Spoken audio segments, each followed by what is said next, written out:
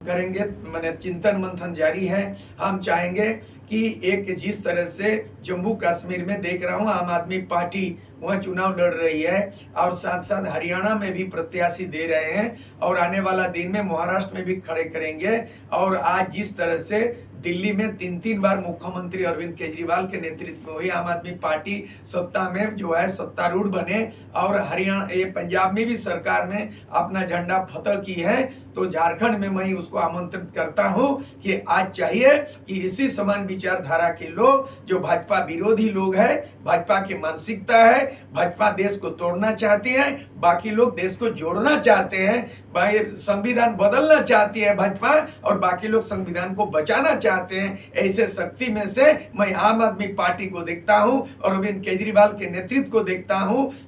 उसी तरह हम आमंत्रित करना चाहेंगे कि आम आदमी पार्टी झारखंड में आए और हमारा 10 पार्टी के अलावा 11 पार्टी में शामिल हो जाएं, सीट शेयरिंग करके हम तीसरा मजबूत विकल्प दें।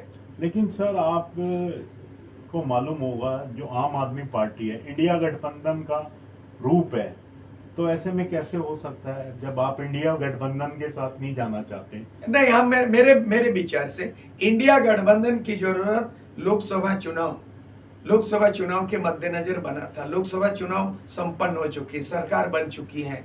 अब जो है ना, जो छोटे छोटे पार्टियां जो मिल के गठबंधन बना है, वो एकजुटता का जरूरत था कि देश में राष्ट्रीय स्तर पर लोकसभा चुनाव में देश की राजनीति में एक विकल्प के लिए इंडिया बनी थी। लेकिन अपना तो हर पार्टी का स्टेट पार्टी होता है। दिल्ली की पार्टी है आम आदमी पार्टी, जो पंजाब में भी झंडा फतह की, और उसी तरह का हम चाहेंगे कि जब जरूरत पड़ेगा राष्ट्रीय स्तर में, तो हमको लगता है पक्ष विपक्ष का भी जरूरत है, लेकिन बाकी राज्यों स्तर के जो विधानसभा चुनाव होगी उसमें अपना अस्तित्व बनाना, उसमें पार्टी की पहचान बनाना और अपना चुनाव लड़ने की जो चुनावी प्रक्रिया है ये लड़ना जरूरी, इसीलिए भी जरूरत है।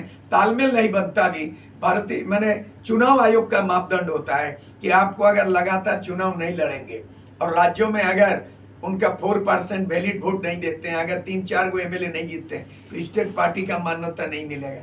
अभी जो है आम आदमी पार्टी राष्ट्रीय पार्टी की मान्यता मिली है और आने वाला दिन में झारखंड में भी कुछ सीट जीत जाएंगे, तो झारखंड में भी स्टेट पार्टी का मर्यादा मिलेगा और उसको पंजीकृत पार्टी तो है बट उसको मान्यता, इसीलिए जितनी भी रजिस्टर्ड पार्टी हैं उसको चुनाव लड़ने की स्वतंत्रता होनी चाहिए। हम उनको स्वागत करते हैं झारखंड में चुनाव लड़ने के लिए। सर आप ये बताएंगे कि जैसे केजरीवाल जी को जमानत हुई है, तो इस जमानत के बाद वो बाहर आए हैं, कैंपेनिंग के लिए हरियाणा भी जाएंगे, तो इसका कितना असर हरियाणा पे पड़ेगा? नहीं, ये तो आप फजीयत हो गया ना।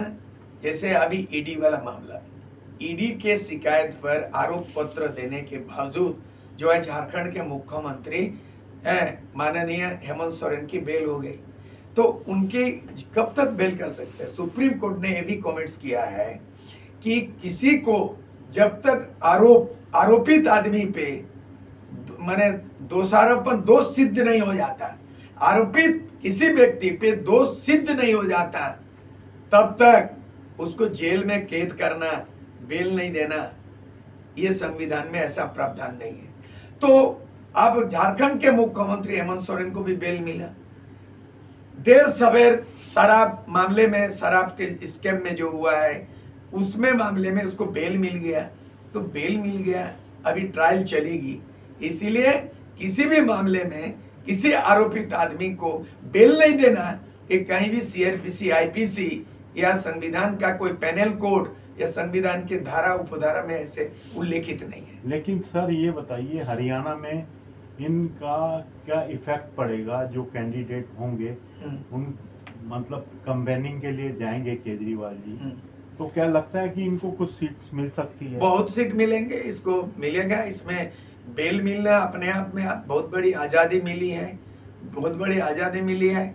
और इसमें कहा जाएगा कि ईडी का हो या सीबीआई को हो, तो उनको जनता की प्रतिक्रिया में आएंगे कि केजरीवाल फिलहाल बेल मिला, वो आज़ाद है और लोकतंत्र के बीच में प्रचार कर सकता है। चुनाव में उनको फायदा निश्चित रूप में मिलेगा।